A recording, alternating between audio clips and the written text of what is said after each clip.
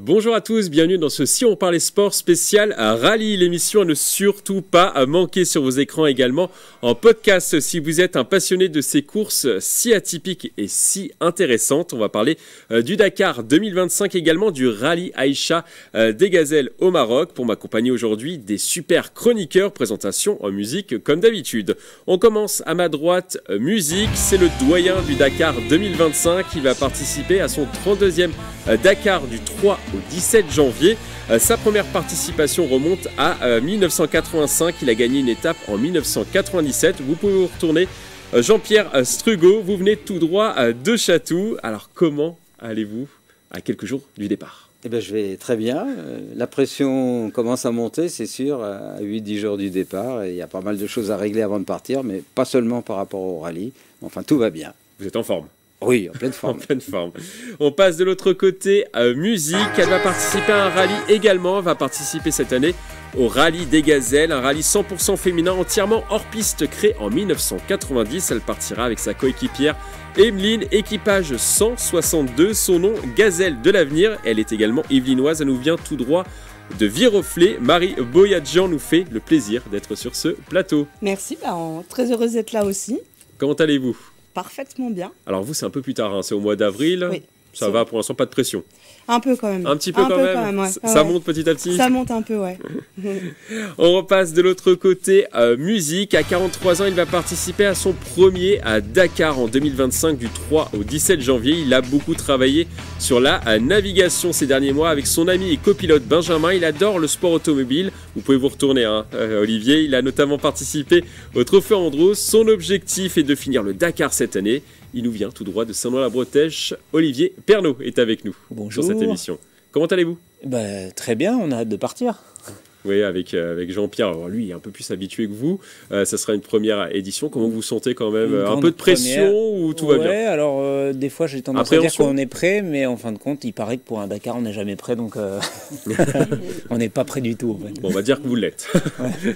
Enfin, on termine à ma gauche, musique. C'est un passionné de course automobile. Il suit les courses sur circuit, mais également les courses dans les dunes. Il m'a dit avant cette émission, le Dakar, c'est mythique. Grégory Canalé, journaliste chez TV78, est avec nous dans cette émission. Comment allez-vous ? Bonjour Mickaël, bonjour à tous. Écoutez, très bien, passionné de sport en général et surtout passionné d'aventure, parce qu'on parle beaucoup d'aventure. On a eu l'occasion de parler sur ce plateau de Si on parlait sport du Vendée Globe. Là, on a une autre aventure, celle du Dakar, le Rallye Aïcha des Gazelles, aventure sportive, aventure humaine, et moi c'est ce qui me passionne aussi. Vous me dites souvent, ce sont les derniers aventuriers. C'est vrai, peut-être. sur ces trois compétitions même, parce que là on va parler de deux compétitions de rallye. Je parlais du Vendée Globe. Oui, on est face aux derniers aventuriers. Moi, il y a quelque chose qui me plaît là-dedans, dans cette partie aventure. Ouais. Alors nous allons maintenant passer au programme de l'émission. Nous allons parler de vos objectifs sur les rallyes cette année. Nous parlerons également de vos voitures. Est-ce que c'est le pilote ou la voiture qui fait la différence dans ces courses ? Mais avant de développer ces thèmes, on va parler de vos motivations. Et avant de développer cette thématique, Grégory, c'est quoi le Dakar et est-ce que vous pouvez nous présenter cette édition 2025 ? Alors, le Rallye Dakar, ça parle forcément à tout le monde. Cette course mythique que l'on appelait avant le Paris-Dakar, créée en 1978 par le regretté Thierry Sabine. Elle fêtera sa 47e édition en janvier. Il y a eu des pilotes mythique. Alors pour en citer un, pour être un peu chauvin, on va citer notre Français Stéphane Peter Hansel, qui est le plus titré en auto et en moto. Il y a eu aussi des tracés multiples. Le raid a connu au cours de son histoire 4 continents, l'Europe et l'Afrique bien sûr pendant près de 30 ans, l'Amérique du Sud de 2009 à 2019 et depuis 2020 la compétition s'est installée en Asie du côté de l'Arabie Saoudite.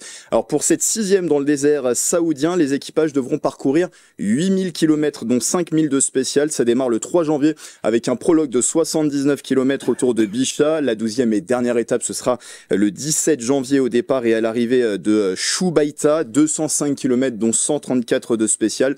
Il y aura sur la ligne de départ 807 participants pour cette 47e édition, 7 catégories également. On va citer quelques noms, Nasser Al-Attiyah, Carlos Sainz Senior, le père du pilote de Formule 1, ou encore Sébastien Loeb qui seront de la partie, tout comme nos deux invités aujourd'hui en plateau, Jean-Pierre Strugo, notre doyen, 32 32 Dakar à son actif avec cette édition donc 2025, mais aussi des petits nouveaux qui feront leur début sur ce Paris-Dakar, sur ce Dakar, Rallye à Dakar. Olivier Pernaut, alors pour citer juste vos équipages, équipage 278 pour Jean-Pierre Strugo avec Christophe Crespo en copilote, et ce sera l'équipage 433 pour Olivier Pernaut qui aura donc Benjamin Rivière en copilote, dans la catégorie auto, bien sûr. Alors, 278, on sait, pour Jean-Pierre Strugo, il y a une petite référence aux Yvelines. 433, il y a une petite référence pour vous, Olivier Pernaut? Pas de référence, on n'a pas choisi notre vous n'avez pas choisi, vous n'avez pas fait le difficile pour votre premier Dakar. C'est d'ailleurs un privilège de pouvoir choisir son numéro, privilège en tant qu'ancien que j'ai réussi à avoir, parce que le numéro 278, c'est quand même assez exceptionnel. Il vous faut encore quelques Dakar du coup, pour Olivier pour pouvoir avoir votre numéro. Grégory, aussi, le rallye des Gazelles partira au mois d'avril. Est-ce que vous pouvez nous présenter cette compétition? Alors là aussi, on parle d'une longue histoire. 33 ans, il y a 33 ans, en 1990, Dominique Serra fondait le rallye Aïcha des Gazelles du Maroc, un rallye raid de navigation 100% féminin et 100% au cœur du désert marocain du Sahara. Alors ici, pas de vitesse, pas de GPS, mais une navigation à l'ancienne en hors-piste. L'objectif, c'est de rallier plusieurs checkpoints en traçant sa propre route à l'aide d'une boussole, d'une règle et d'une carte, et en faisant le moins de kilomètres possible. Alors tout cela pour briser les préjugés, les clichés sur un sport automobile présenté à l'accoutumée très masculin, et mettre en avant des valeurs comme le dépassement de soi, la loyauté ou encore l'engagement environnemental et solidaire. En 2025, ce sera donc une 34e édition. Ça se passe du 11 au 26 avril prochain. Il y aura d'abord le départ de la France, les dernières vérifications techniques avant le prologue le 16 avril, et ensuite les différentes étapes du rallye qui vont se tenir du 17 au 24 avril. Au programme 2500 km, 380 femmes de tous horizons et nationalités arpenteront le Sahara au volant d'un 4x4, d'un camion, d'un quad, d'un SSV, d'un crossover ou d'un véhicule électrique ou hybride. Voilà, les choix sont multiples, et donc parmi elles, il y aura Marie Boyadjian qui a donc à sa première participation avec Emeline en coéquipière, et ce sera l'équipage 162, les Gazelles de l'avenir. Oui, voilà. Exactement. Et vous avez choisi votre numéro ou pas du tout? Alors, on nous a posé la question, on avait le choix, et on a laissé le hasard faire les choses. Donc, on s'est dit, allez, donne le premier qui vient. Et en fait, on l'avait visualisé, on s'est dit, c'est parfait, en fait. C'est tout à fait ça qu'on voulait. Donc, voilà. Alors, on va passer maintenant du coup à cette thématique. On va revenir sur les raisons qui vous ont poussé à participer à ces rallyes. On va faire un petit tour de table, et n'hésitez pas à échanger sur les motivations des uns et des autres. On va commencer par vous, justement, Marie. Alors, pourquoi vouloir faire ce rallye des Gazelles? Tout d'abord, c'est une première déjà. Ah oui, c'est une première, mais c'est une envie que je pense que j'ai passé mon permis pour faire le rallye Aïcha des Gazelles déjà il y a pas très longtemps en fait. Voilà, et en fait la vie a fait que j'ai eu un accident de vie, et j'ai eu envie de monter ce projet, d'avoir quelque chose de très positif et de véhiculer la positivité, de justement rencontrer des gens, et j'ai rencontré ma partenaire que je connaissais à travers mon réseau immobilier. Et en fait, ça match super, et on a toutes, je pense, une raison de dépasser tout ça, de laisser des enfants, de se dire pendant une semaine, on a pu être joignable, et voilà. Et je pense que tout ça, aujourd'hui, on avait dit Gazelle un jour, Gazelle toujours. Il y a le avant et le après, et je crois que déjà, on y est. Et vous connaissez cette compétition depuis ses débuts, ou vous avez appris à la connaître ces dernières années? Alors, on l'a toujours vu, le rallye des Gazelles à la télé, ça a toujours été médiatisé. Maintenant, monter le projet, on l'a découvert, clairement. On savait pas à quoi on allait s'exposer, la direction qu'on allait faire prendre à notre aventure, en fait, au départ. Et du coup, gros entraînement, ces dernières semaines, ou comment ça se passe? Entraînement, pas encore. Les stages arrivent en février-mars. Par contre, c'est recherche de sponsors, c'est le financement qui nous prend beaucoup de temps. On a fait beaucoup d'actions, on tombe en pleine crise économique, les JO, donc il a fallu qu'on trouve plein d'idées différentes pour financer notre aventure. On s'est révélé organisatrice de l'auto, on est hyper créative, on s'est lancé dans plein de bonnes choses, donc. Grégory? Dans les valeurs que j'ai citées, dépassement de soi, loyauté, engagement environnemental, solidaire, vous y reconnaissez dans ces valeurs? Ah oui, dépassement de soi. Je pense que là, on a cassé tous les codes avec Emeline. On pensait pas être capable de faire tout ce qu'on a fait jusqu'à présent. Donc oui, après on verra sur l'épreuve. Je pense que c'était encore autre chose. La loyauté, oui, toutes les deux, on est hyper solidaires, et on est très loyales l'une envers l'autre. Et aussi par rapport à nos sponsors et à nos soutiens. On tient à chaque fois à les remettre en valeur, parce qu'ils ont été là, ils ont dit oui, ils ont été présents. Et puis, l'éco-labellisé, oui, évidemment, ça a été une des raisons pour laquelle on a choisi aussi ce rallye-là, c'est parce que il y avait cet engagement écologique aussi. Voilà. Olivier, qu'est-ce que vous en pensez du rallye des gazelles? Eh ben, je connais pas, mais ça a l'air. Enfin, je connais, bien sûr, je connais le nom, mais j'y suis jamais allé. Il y a j'ai quelques copains qui l'ont fait. Jerry Blaenberg, qui est déjà allé, était parrain, je crois, du rallye, et ils m'en ont dit que du bien. Et ma femme a failli le faire. Et quand elle a vu le temps qu'il fallait pour le préparer et il y a la course qui dure 5 ou 6 jours, je sais plus. Mais 7 jours. Mais il y a aussi le bateau, les vérifs avant, le bateau retour, le machin. Enfin, je pense que ça prend peut-être plutôt 2 semaines, plus la préparation mécanique, la préparation en navigation, etc. Et moi, qui suis quand même souvent sur des courses à droite à gauche avec ma femme, on a dit comment on va faire si on est tous les deux pas là, parce qu'on a 2 enfants. Puis donc elle s'est sacrifiée. Jean-Pierre, qu'est-ce que vous en pensez, vous, du rallye des gazelles? Je pense qu'effectivement, c'est une très belle épreuve. Et quand on dit que c'est réservé aux femmes, je crois savoir qu'il y a quand même pas mal d'hommes qui sont sur le rallye, mais là, les rôles sont inversés. Oui. Ils s'occupent de l'assistance, de la mécanique, de l'entretien et du soutien moral de ces dames. Et voilà, je pense que c'est effectivement une très belle épreuve. Et d'ailleurs, vu le succès qu'elle a. Grégory. Et ce côté à l'ancienne, justement, la navigation à l'ancienne, vous qui avez connu les débuts du Dakar, forcément, j'imagine que ça vous touche aussi, ça. Oui, ça y ressemble. Bien sûr, c'est un retour aux sources et ça me rajeunit de beaucoup d'années où à l'époque, les premiers rallyes, effectivement, les premiers Dakar, c'était à la boussole. Ouais. Olivier, on va maintenant passer à vous. Pourquoi vouloir participer à ce Dakar 2025? Alors déjà, vous avez un peu l'habitude des courses automobiles quand même. Voilà, moi c'est ma vie, j'en fais tout le temps, l'été, sur des circuits. Je m'occupe d'une écurie de course, on a des voitures qu'on fait rouler, c'est notre boulot. Et je roule très souvent sur les voitures, donc c'est tout le temps sur les circuits, tous les week-ends, etc. Et l'hiver, j'étais très occupé par le Trophée Andros depuis 20 ans, parce que je l'ai fait pendant 20 ans, donc c'était magnifique. Ah, vous avez des super petites photos. Ouais, des beaux vous nous avez envoyé, hein, du coup, on les diffuse. Là, ouais, donc du coup, avec un certain Sébastien Loeb qu'on va recroiser dans quelques jours. Ouais. Et du coup, l'hiver, pour moi, c'était le Trophée Andros depuis 20 ans. Une sorte d'habitude magnifique, hein. J'ai partagé ça pendant 10 ans avec mon papa, qui roulait dans la même voiture que moi, alors chacun son tour. Hein. Et puis, malheureusement, entre guillemets, ou peut-être que c'est bien, parce que justement, ça me permet de faire le Dakar maintenant, le Trophée Andros s'est arrêté l'hiver dernier. On a fait le dernier, c'était le 35e, je crois, le 35e dernier. J'en ai fait quand même 20, ce qui est quand même fou. Ça a existé pendant 35 ans, ce qui est aussi fou. Ça fait partie des grosses compétitions qui ont eu une grosse longévité grâce à Max Mamers et Frédéric Gervoson. Et donc le Trophée Andros s'arrête. Et puis là, je me dis, qu'est-ce que je vais faire l'hiver prochain? C'est incroyable. D'ailleurs, j'ai toujours pas l'impression qu'on est en décembre. Parce que le décembre, je suis jamais là. Il y a toujours des courses d'Andros. Donc là, j'ai encore pas fait de course. C'est très bizarre. Et c'est bientôt Noël. Et puis, j'ai l'un de mes meilleurs potes, Benjamin Rivière, avec qui je vais rouler donc au Dakar, qui m'a dit... Tiens, si on le faisait, est-ce que ça te dirait? Et puis il me dit, en gros, si tu le fais pas, moi je veux le faire. Je vais le faire si tu le fais pas avec moi, je vais le faire avec quelqu'un d'autre et tu vas le regretter. J'ai dit, tu mets une grosse pression, vas-y, on y va. Et voilà, c'est parti comme ça. En tout début d'année 2024, on s'est dit, on va essayer de faire le Dakar en janvier 2025. Jean-Pierre Strogo, qu'est-ce que vous en pensez? Un premier Dakar déjà, comment ça se vit? Je te conseille de vraiment retenir toutes les émotions parce que le premier c'est exceptionnel, le deuxième on sait déjà où on va, le troisième et puis après ça devient, je dirais pas la routine, mais enfin il y a moins de stress et donc le premier c'est vraiment très très important. Et une question tout de suite qui me vient à l'esprit par rapport à votre équipe. Est-ce que vous avez déjà réparti les rôles? Parce que c'est totalement différent entre le pilote et le copilote. Les deux sont aussi importants. Justement, c'est ce qu'on a dû faire, c'est apprendre tous les deux à copiloter. Alors, pilotage, on va rouler très en deçà de ce qu'on pourrait faire sur une 24 heures tout terrain ou des choses comme ça, où ça passe tout le temps au même endroit, évidemment. On a découvert les parcours au Maroc de tout ce qui peut nous arriver. On a roulé avec la tablette numérique. Isabelle Patissier nous a emmenés. On a tout appris, le copilotage, etc. C'est Isabelle. C'est Isabelle qui nous a coachés. Voilà. On a passé nos premières dunes avec Isabelle, etc.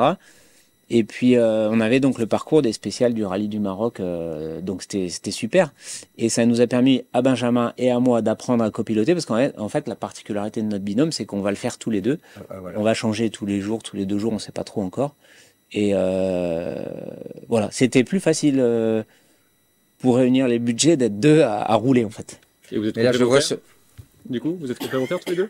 Bah, on va voir. Non, mais on ne sait pas. Alors, on a déjà partagé des voitures de course, mais sur circuit, dans des courses d'endurance. Donc, on se relaye, tout est organisé par les ingénieurs, etc.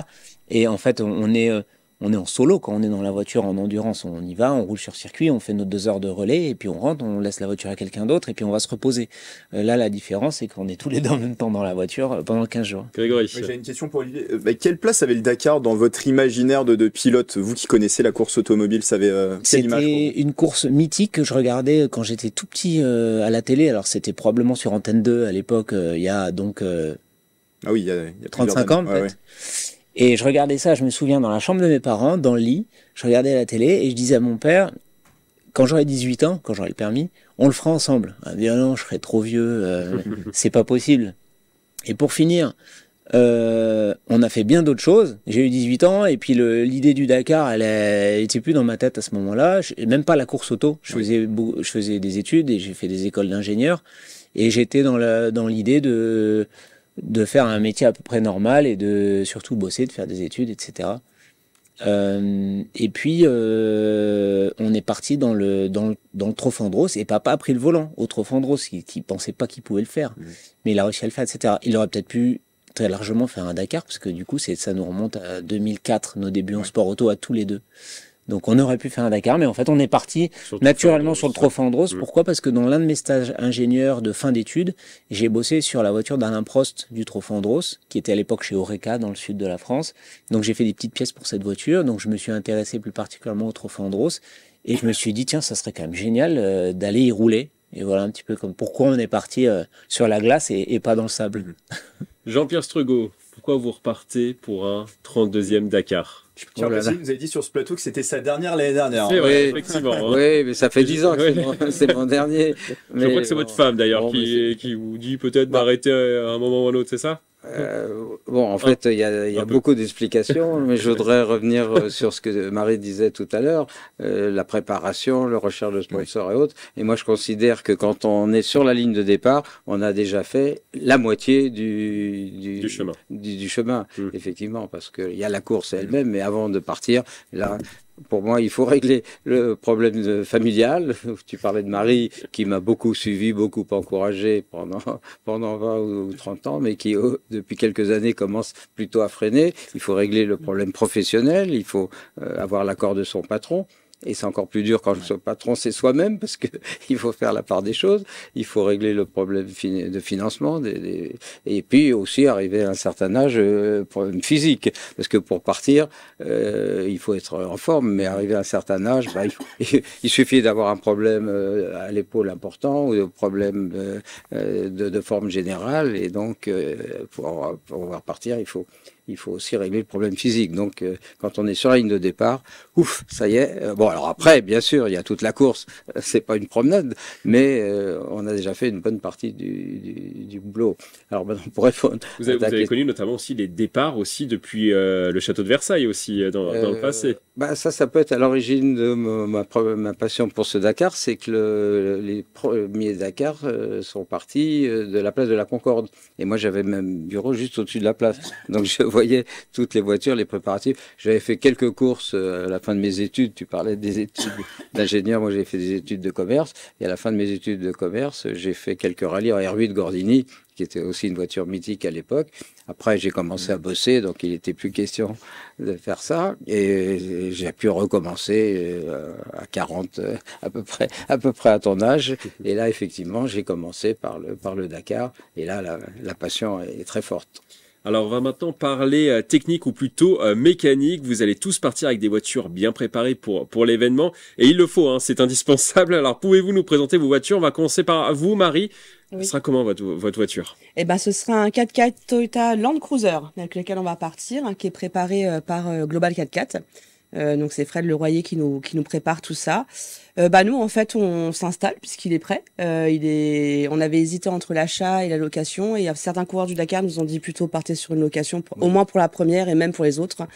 Effectivement, il va être sur le rallye donc il aura toutes les pièces, il sera là pour nous aider si on a une galère le soir, en tout cas pour réviser le véhicule. Donc c'est une décharge pour nous en moins.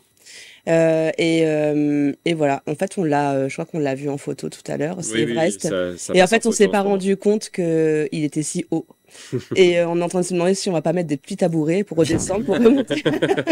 Et on s'est mis au régime aussi d'ailleurs. Il y a un marchepied quand même. Non, il n'y a pas de marchepied en fait. Sur certains modèles, il y a un marchepied. Là, celui-ci, non mais c'est pas grave, c'est l'aventure, l'aventure Gazelle. Donc voilà, on est content. Vous êtes quand même contente de ça a été une véhicule. Première grosse victoire, la location du véhicule. Ça veut dire qu'on avait déjà le budget pour notre véhicule. C'était déjà énorme quand on était le chercher et qu'on a pu le présenter à nos partenaires. Ça a été exceptionnel quand même. Jean-Pierre Strugo, alors vous avez une petite particularité, je crois, cette année sur votre véhicule. Alors, c'est un buggy Optimus. Est-ce que vous pouvez nous en dire un petit peu plus? Oui, tout à fait, mais c'est pas une nouveauté parce que ça fait déjà 4-5 ans que je cours sur ce buggy. C'est un prototype qui a été construit et développé par le team MD Rally, qui est un team très sympathique, très familial, très convivial. Et la principale particularité, c'est d'être deux roues motrices. Oui, c'est ça, particularité. Cette particularité, c'est le deux roues motrices, avec tous les avantages et les inconvénients.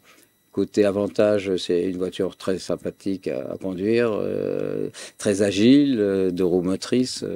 L'inconvénient, c'est qu'il y a moins de motricité que les 4 roues, mais avec en contrepartie 2 avantages très importants. Le premier, on a des vérins qui permettent de lever la voiture quand on crève, ce qui arrive quand même assez souvent avec les rochers et autres, ou aussi quand on s'ensable. Et quand on s'ensable, pour mettre les plaques, plutôt que d'avoir un cric, on a ces vérins. Et puis le deuxième avantage, c'est d'avoir le gonflage-dégonflage depuis le tableau de bord en roulant. Ce qui n'est pas possible pour les 4 roues motrices. Et la pression des pneus est très importante, puisque dans le sable, on doit descendre à 1 kg, voire 800 grammes, voire même encore moins quand on est ensablé. Et au contraire, dans les cailloux, les rochers, la montagne, on est à plus de 2 kg. Donc pour passer de 800 grammes à 2 kg, très souvent, on est amené à gonfler, dégonfler, alors qu'en 4 roues motrices, ils sont obligés de descendre, d'enlever leur casque et de manuellement faire l'opération. Voilà, donc ça, c'est un bon avantage. Et vous êtes content de votre véhicule? Bien sûr, bien sûr. C'est une des nombreuses raisons qui me poussent à repartir. Le véhicule, le type, le copilote, les copains, voilà. Olivier, votre véhicule, alors il est comment? Alors nous, c'est un Can-Am, donc dans la catégorie des SSV, catégorie T4. 4 roues motrices, donc moi je vais devoir descendre, sortir le cric, sortir les plaques. Non, parce qu'avec ces petits Can-Am, on va peut-être pas s'en sortir. Voilà. On va essayer. Voilà. En même temps, comme on n'y connaît rien aux dunes, si Isabelle nous a quand même donné 2-3 conseils qu'on va essayer de suivre. Tu disais que vous aviez roulé au Maroc. Ouais, c'est ça. Il y a du sable au Maroc. Ouais, non, on a fait des dunes, on a fait les dunes du Merzouga. Voilà, bien sûr. Des énormes, des grosses dunes, c'est magnifique. Mais c'est magnifique. Ça, moi, je connaissais pas, j'ai découvert ça il y a pas longtemps, là, il y a un mois.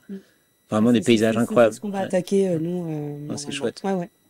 Et donc, le Can-Am, 1300 kilos, peut-être quelque chose comme 200 chevaux, 4 roues motrices. On a préparé ça en partenariat avec BTR et le team avec lequel je travaille, qui s'appelle Ores Racing. C'est nous qui allons exploiter la voiture. On l'a construite entièrement, c'est le nouveau modèle 2004, donc il y a eu un peu de suspense, le règlement FIA qui sortait pas tout de suite, on savait pas trop il y avait plein de détails qu'on ne connaissait pas, donc ça a été un peu compliqué d'avancer, mais tout s'est bien enchaîné par la suite, et puis voilà, donc la voiture elle est prête, elle est belle, et on a hâte de rouler avec. Et là, elle a déjà roulé au Maroc, puisque j'ai vu sur les photos tout à l'heure. Non, là on était aux vérifications, on était aux vérifs techniques à Barcelone. D'accord. Et plutôt que d'être sage comme tout le monde, de suivre le chemin, on est descendu sur la plage et on a fait des photos au soleil sur la. Avec déjà le numéro 430. Avec déjà la déco qu'on venait de coller au vérif, etc. Ah, oui. Donc non, c'était sur la plage de Barcelone en toute illégalité. Petite question, voilà. Je ne sais pas si vous avez la réponse, mais est-ce que c'est le pilote ou la voiture qui fait la performance dans une course automobile? On va faire un petit tour de table rapide. Marie, qu'est-ce que vous en pensez? Il y a la copilote surtout, puisque Et la c'est moi. copilote aussi. Les deux, je pense que si on n'a pas un bon véhicule, on n'avance pas. Si on n'arrive pas à se coordonner toutes les deux, ça va être pareil, ça va être compliqué. Donc, c'est l'ensemble des trois. Ouais, si c'est on a ça, une voiture c'est pas fiable, ouais, c'est c'est compliqué. ça. Si on prend pas soin de sa Ouais, voiture, ouais. c'est compliqué aussi. Si on fonce dans les cailloux, on crève toutes les 2 secondes. C'est ça. Donc, et puis sans un bon échange pilote-copilote, c'est très important ce que Marie a dit, c'est que le copilote a au moins autant d'importance. Je dirais que c'est 3 tiers. 3 tiers. Et le copilote, parce qu'il est copilote, ça veut dire qu'il est navigateur, ça veut dire qu'il est mécanicien. Si on a un petit problème sur la piste, un problème bête d'électricité ou d'électronique, un fusible à changer, ça prend 3 minutes et on est reparti. Si on n'a pas trouvé d'où vient cette panne électrique, on est obligé d'attendre le camion. Voilà, donc le copilote est au moins aussi important. Et la voiture. Et la voiture, ça veut dire aussi l'assistance.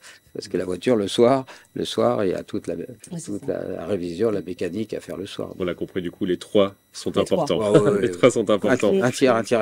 On va terminer par notre dernière thématique, vos objectifs. Alors, quels sont vos objectifs sur ces différents rallyes autour de cette table? Marie, quels sont vos objectifs? Nous de le finir. Pour votre première participation à ce rallye des gazelles. De le finir. Après, mais bon, finir avant tout. Voilà, finir. L'idée c'est, d'abord on va y être. Donc c'est déjà une énorme victoire pour nous parce que ça a été 18 mois de travail acharné. On est un peu crevé quand même, j'avoue. On s'octroie peut-être une petite semaine de vacances et c'est pas sûr. Donc c'est de le finir. Et honnêtement, on a été, je pense, piqué un peu par toute cette préparation, toutes ces personnes qu'on a rencontrées. Et en fait, on se dit, alors finir, ce serait bien. Classer, ce serait mieux. Et repartir, ce serait encore le top du top. Donc voilà. C'est peut-être qu'une première étape avant. C'est sûr. Avant 2, 3, 4, 5 éditions. C'est sûr. Toutes les deux, ça marche. Et on pense que là, cette première prise en main, mais que ce sera certainement pas la dernière. Olivier, vos objectifs, terminez vous aussi? Ouais, nous aussi, c'est de le finir. C'est notre premier, on est rookie. On a beaucoup travaillé pour finir la voiture. On a nos mécaniciens qui sont là. Et si on casse tout le temps, ça va être, je pense, infernal. Donc, on va essayer d'être sage au volant de la voiture, d'aller au bout. Et on y va un petit peu en repérage parce qu'on a une petite idée derrière la tête. C'est en 2026, dans un an, c'est d'y aller avec plusieurs voitures dans le team ORES, d'avoir plusieurs Can-Am si ça se passe bien avec cette machine. Et puis on aimerait bien en faire rouler 2 ou 3. C'est notre boulot de faire rouler des voitures de course. On en a plein l'été, c'est super. Et au moins l'hiver, ça pourra un petit peu peu occuper. Voilà. Jean-Pierre Stregot, vos objectifs pour ce 32e J'ai un seul objectif, c'est me faire plaisir. Me faire plaisir. Les relations humaines aussi peut-être? Bien sûr, mais ça fait partie du plaisir. Et le plaisir, ça veut dire forcément d'arriver. Ça veut dire, comme je suis au départ, je me dis cette année, tu t'occupes pas du classement, tu te fais plaisir, tu roules à ta main, tu aides les copains si nécessaire. Mais en fait, comme j'ai quand même la compétition dans le sang, ça veut dire faire un bon classement. J'ai entendu top 30. Voilà, effectivement. Au moins la première moitié. Vous aviez gagné une étape d'ailleurs en 97. Oui, alors ça remonte très loin. C'était en Afrique, c'était une autre époque. C'était à Tombouctou et c'était à l'époque où un amateur sur un coup de navigation et de pilotage pouvait gagner devant tous les professionnels. Aujourd'hui, c'est totalement impossible, impensable. Et effectivement, la 30e place est ce qu'on fait. Grégory, ça sera notre dernière question. Il y a un gros plateau cette année. Je parlais de Sébastien Loeb notamment, pas que lui, mais ça vous motive davantage, j'imagine? Oui, alors par contre, ça va être compliqué d'être devant voir enfin, c'est complètement impossible. Ça nous motive pas du tout. Mais c'est ça. Personnellement, et nous, je pense pas que ça nous motive. Non, c'est pas c'est une autre course. Oui, c'est une autre course. Et je pense qu'au niveau des amis qui nous suivent, des copains, ils suivent deux choses. Ouais. C'est ce que je leur dis. Ils suivent ma course et avec les concurrents qui sont à peu près à mon niveau autour de moi ou dans mon équipe. Et puis il y a devant, cette année, ça va être exceptionnel avec 4 constructeurs. Je crois que c'était jamais arrivé il y a très longtemps qu'il y ait 4 constructeurs qui auront les 4 la possibilité de gagner. Donc il y aura 2 courses à suivre, la course des Yvelinois et la course devant. Oui, on va vous suivre, c'est sûr. Avec Sébastien Loeb, on s'est tiré des belles bourres au Trophée Andros. Là, pour le coup, j'étais un 10e devant ou un 10e derrière lui. Donc Peut-être qu'avec la il va même voiture, je vouloir pourrais aller sur chercher. Dakar. Il n'y a pas de risque. Alors avant de se quitter, je vais vous donner quand même quelques cadeaux. Hein. Je me transforme un peu en Père Noël. Quelques goodies TV78. Tenez une casquette. Tenez Jean-Pierre, Olivier. Merci beaucoup. Bon Grégory, vous faites partie de la chaîne, donc vous avez déjà tout. Vous avez déjà tout. Je vous donne également un petit sac, pareil. Si vous pouvez faire passer à Olivier. Voilà, comme ça, n'hésitez pas à le prendre dans les dunes. Hein. N'hésitez pas. Tenez, et un petit t-shirt. Alors, je n'avais pas les tailles de tout le monde, mais je vous donne. Voilà, un petit t-shirt également. J'ai pris noir hein, parce que comme ça, au moins, c'est pas trop salissant hein, avec le sable, tout ça. N'hésitez pas en tout cas à les porter sur les rallyes. Alors, c'est déjà la fin de cette émission spéciale rallye.